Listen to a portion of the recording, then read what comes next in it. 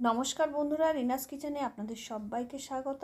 আজ আমি আপনাদের সঙ্গে শেয়ার করব বাঙাল বাড়ির গাটি কচু দিয়ে ইলিশের রেসিপি। বন্ধুরা, খেতে দুর্দান্ত হয়। আর তার জন্য দেখুন আমি 5 পিস ইলিশ মাছ নিয়েছি, দাগা নিয়েছি, আর এর মধ্যে লবণ আর হলুদ দিয়ে দিচ্ছি প্রয়োজন মতন।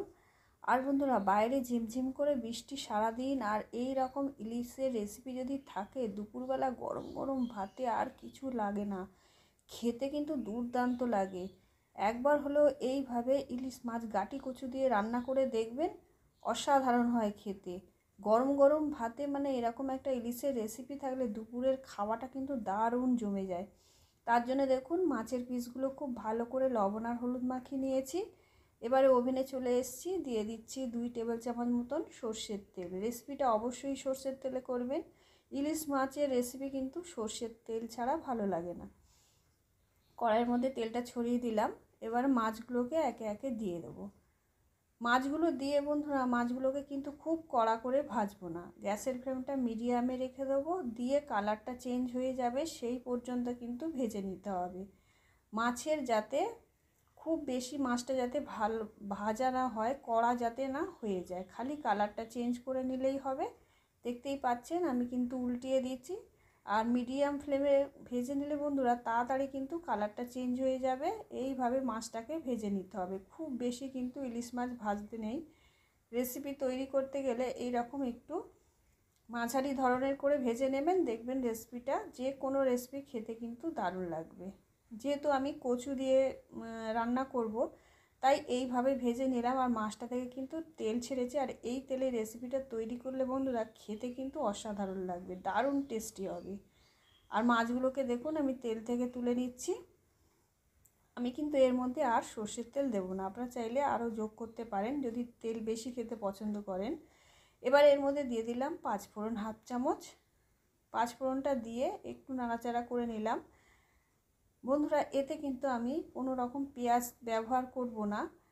ইলিশ মাছের কিন্তু নিজেরই একটা সুন্দর গন্ধ থাকে, পেঁয়াজ দিলে কিন্তু সেই গন্ধটা নষ্ট হয়ে যাবে। আর দিয়ে দিলাম 2টো মিডিয়াম সাইজের আলু লম্বা লম্বা করে কেটে নিয়েছিলাম। আর কচু, প্রায় 300 গ্রাম মতন কচু আমি নিয়েছি, গাটি কচু। ছাড়িয়ে ধুয়ে সব কিছুই ভালো করে পরিষ্কার করে নিয়েছি, দেখতেই পাচ্ছেন জল ঝরিয়ে নিয়েছি। নিয়ে অবশ্যই এই কচু আর আলুটাকে ভালো করে ভেজে নিতে হবে, সময় নিয়ে ভাজবেন। যত এই কচু আর আলুটাকে ভেজে নেবেন রেসিপিটা কিন্তু ততই খেতে ভালো লাগবে। ঢাকা চাপা দিয়ে কিন্তু আমি ভেজে নিয়েছিলাম।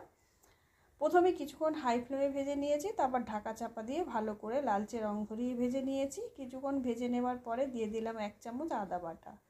আদা বাটা দিয়ে আবারও খুব ভালো করে কিন্তু নাড়াচাড়া করে নিয়ে ভেজে নিতে হবে। এবার দিয়ে দিচ্ছি কাঁচা লঙ্কা, 3টে কাঁচা লঙ্কা আমি চালা করে নিয়েছি, সেই কাঁচা লঙ্কাটা কিন্তু এর মধ্যে দিয়ে দিলাম।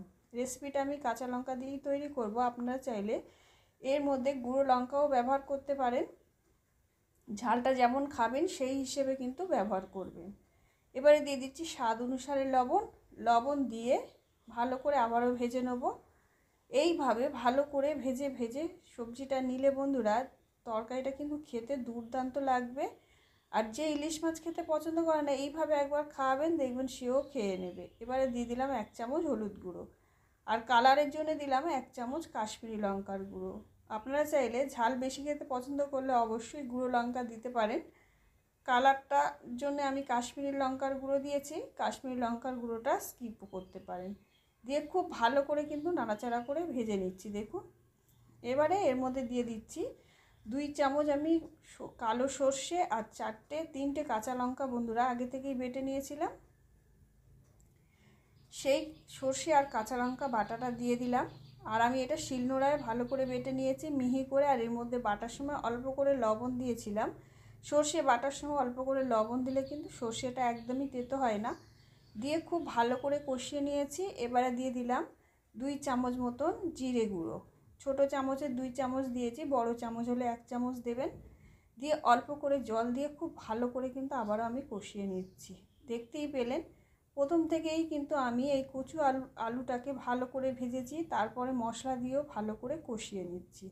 যত এইভাবে কষিয়ে কষিয়ে রান্না করবেন ততই কিন্তু টেস্টি হবে খেতে। এবারে দিয়ে দিচ্ছি প্রয়োজন মতন জল। জলটা বুঝে দেবেন, যেহেতু কচু রয়েছে জল ঝোলটা কিন্তু টেনে নেবে।